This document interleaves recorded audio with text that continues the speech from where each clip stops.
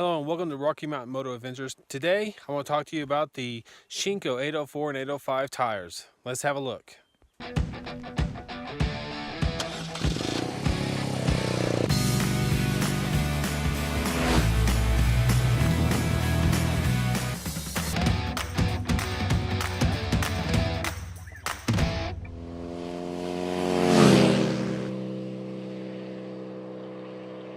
So we're out here on Farmers Road 550 on the way to Wellington Lake today.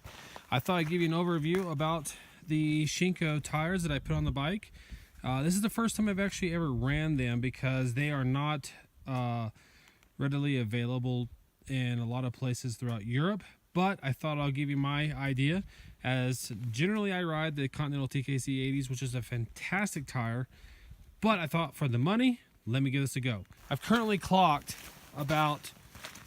just about 4,200 miles on this, and again, I'm not hot rodding it. It just depends on how you're throttling yourself. But as you can see, there is a decent amount of tread on the front tire, which is not bad at all.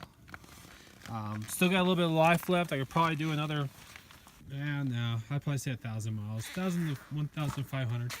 But let me show you the rear. So the rear has actually got a little bit more wear on it. So as you can see here, I mean, it's just about done. Now you don't want to ever run the tire till it gets to the indicator is about used up. Well, however, the tires, I have to say, are really great. I mean, for about $160, you can get a set and put them on your GS, and you can run the shit out of those. They're not as sticky as the Continental TKC 80s, but those tires are, tried and tested for every adventure bike and are the flagship tires for the adventure world. The Shinkos, you can actually afford to run these things out. I really like them a lot, and I recommend them to anybody. The groove pattern that we have on there, I mean, it's not much different than a Continental TKC 80, but again, it does grip the dirt very well. It does grip the asphalt. I ride it in the rain. I've not had any issues through slick surfaces on the road. But again, I mean, that's just my opinion. I will recommend those. Yes, absolutely. I'd recommend them all day long.